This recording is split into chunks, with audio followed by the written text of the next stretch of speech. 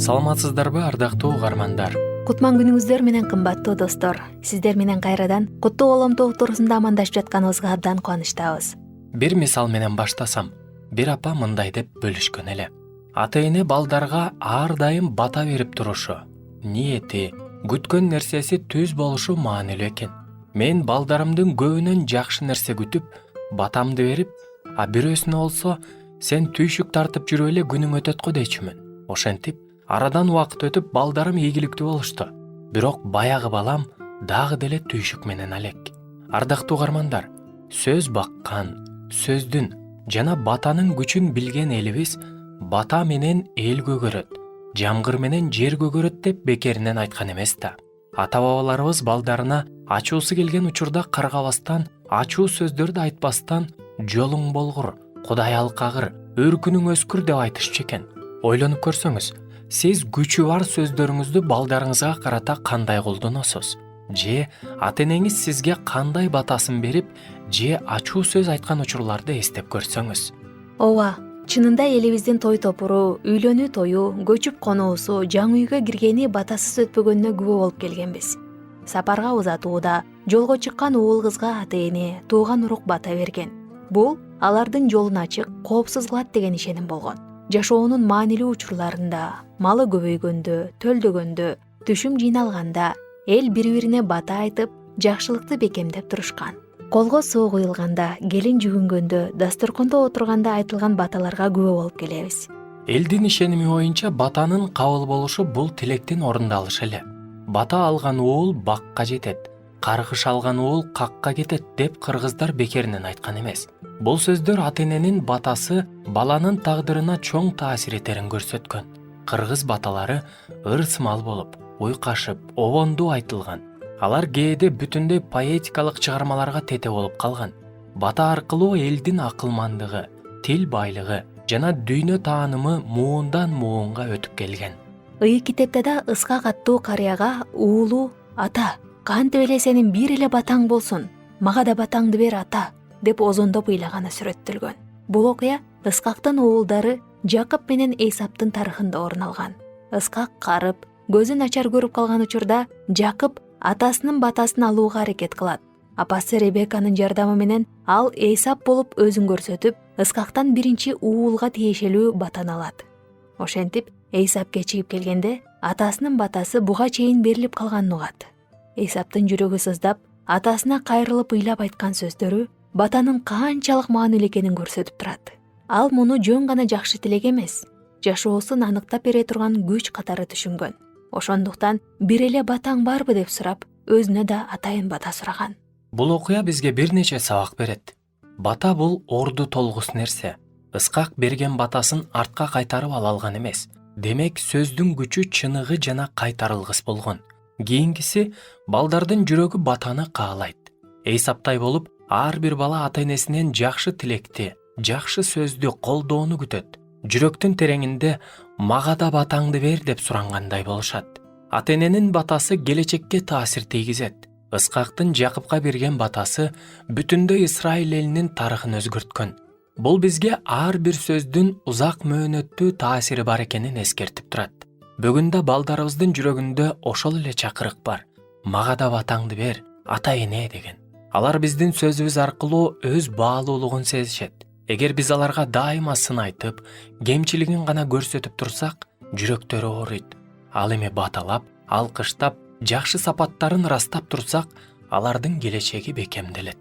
Балдар төрөлгөн күндөн тартып эле алар бир күнү бизден бөлүнүп, өз алдынча жашоого кадам таштай турганын билебиз. Бирок ошол учур келгенде бул чечимди чын жүрөк менен кабыл алуу дайым эле жеңил болбойт. Себеби бул жөн гана жаңы үйгө көчүп кетүү же үй бүлө куруу эмес. Бул ата-эне менен бала ортосундагы мамиленин жаңы этабына өтүү. Бул жаңы этапта биз ата-эне катары алардын өз алдынча чечимдерин таанууга, сыйлоого жана ошол эле учурда чек араларды орнотууга үйрөнүшүбүз керек. Ошол себептен бүгүн биз ата-эненин тилегинин күчү жөнүндө сүйлөшөбүз. Бул ой жүгүртүүлөрдүн аркасында биз батанын терең маанисин түшүнүп, ал биздин балдар менен болгон мамилебизге кандайча таасир этерин изилдейбиз. Бата берүү жөн гана жакшы сөз айтуу эмес. Ыйык жазууда ал өзгөчө мааниге ээ болгон жана ар бир үй бүлөнүн муунда муунга өткөрүп келген баалуу мурасы катары сүрөттөлгөн. Биринчи ирет Кудайдын оозунан чыккан бата жөнүндө Ыбрайым пайгамбардын окуясынан окуйбуз. Кудай ага: «Эми мен сени алкагандан алкайм. Сенин тукумуңду асмандагы жылдыздардай, деңиз жээгиндеги кумдай көөйткөндөн көөйтөм. Сенин тукумуң өз душмандарынын шаарларын ээлеп алат. Менин тилимди алганың үчүн сенин тукумуң аркылуу бүт жер жүзүнүн элдери бата алышат» деп бата берген. Бул сөздөр Ыбрайым пайгамбардын гана эмес, анын тукумунун жана бүтүндөй элдердин келечегине таасир эткен. Анан бул салт уланган. Ыскак уулдары Жакып менен Эйсапка бата берген.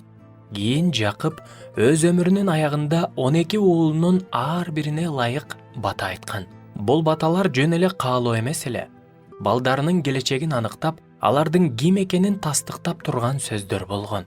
Кудай Ысрайылдын ыйык кызмат кылуучуларына да элди баталоону тапшырган. Жана Теңир сага батасын берсин, сени сактасын. Теңир сени мээримдүү жүзү менен карасын.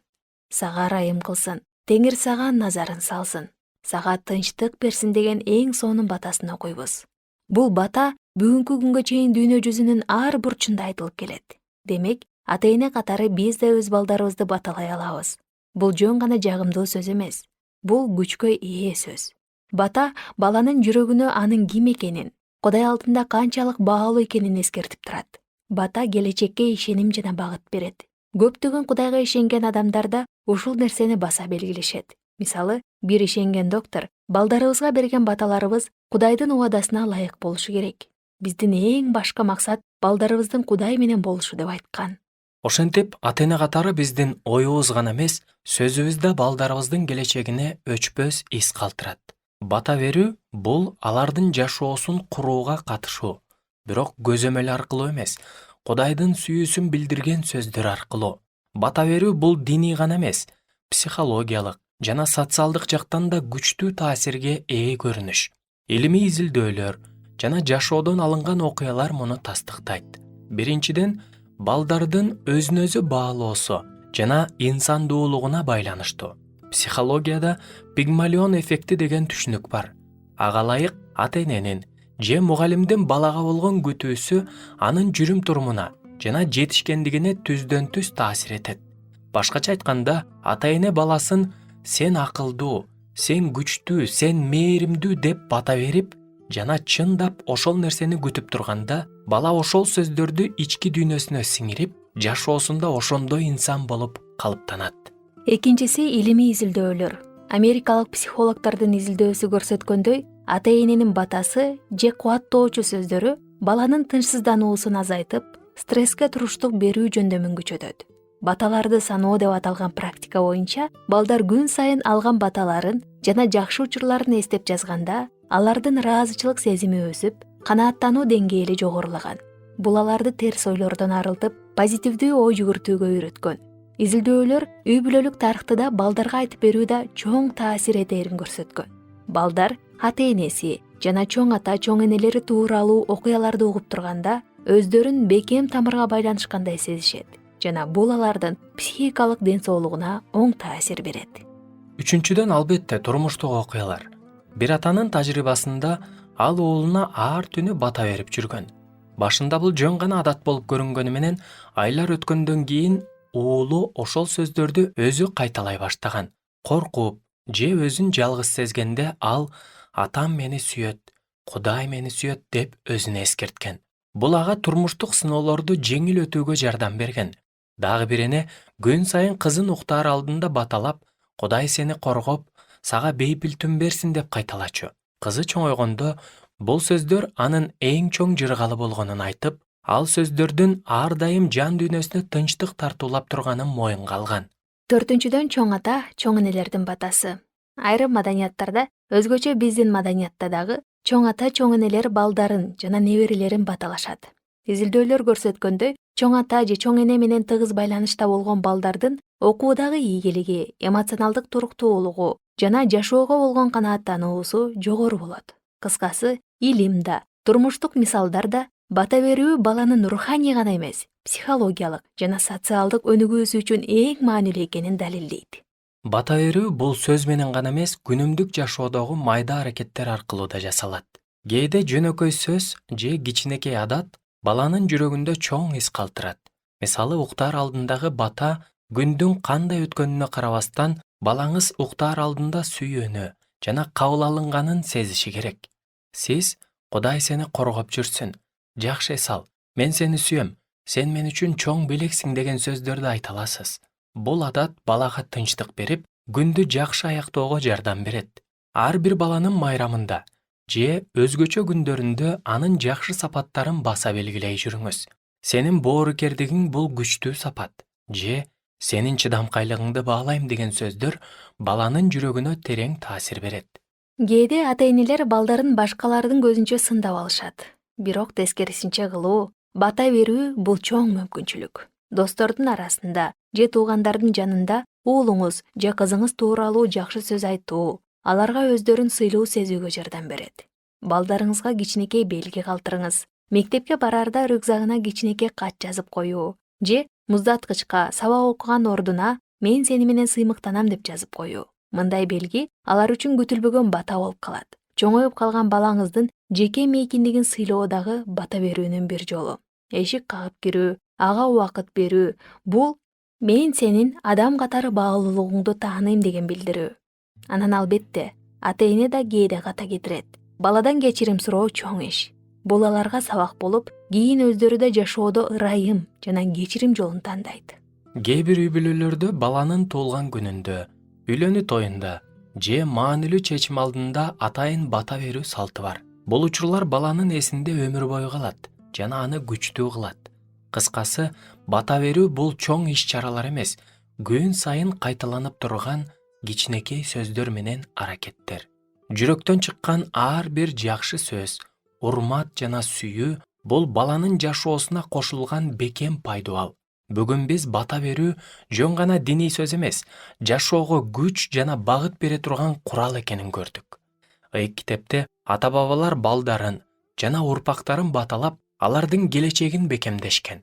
Илимий изилдөөлөрдө бата позитивдүү сөздөр, кубаттоо жана урматтоо баланын психологиясына, өзүн өзү баалашына жана жашоого болгон ишенимине чоң таасир этерин далилдейт. Жашоодон алынган окуялар болсо бул чындыкты дагы да бекемдейт.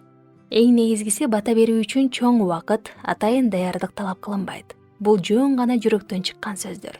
Чын ниеттен чыккан тилек, кичинекей белги же колдоо. Бирок таасири өмүр бою калат. Ушул жумада балаңызга же чоңойгон уул кызыңызга атайын бата берүүгө аракет кылыңыз.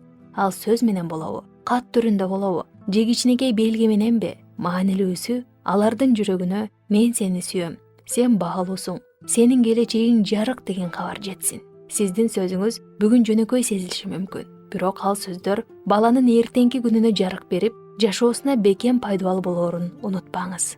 Кымбаттуу угармандар, ошентип бүгүнкү уктуруубузду кыргыздын жакшы тилеги менен аяктасак. Жаш баланын күлкүсүн бер, жан эненин уйкусун бер, жоомарттын колун бер, жолдоштун жолун бер, кыздын кылыгын бер, уздун учугун бер, суунун тунугун бер, азоонун арымын бер, айлуу түндүн жарыгын бер, эгиздүү улагын бер, эки айрык шыбагын бер, аскар тоонун салкынын бер, булбулдун таңкы үнүн бер, талаанын жарыктыгын бер, гүлдүн назиктигин бер, деңиздин тереңдигин бер, дүйнөнүн кереңдигин бер, кыраандын көрөгөндүгүн бер, эрдин билегин бер, шердин жүрөгүн бер, түбөлүккө ажырабас чын ашыктын тилегин бер. Амин.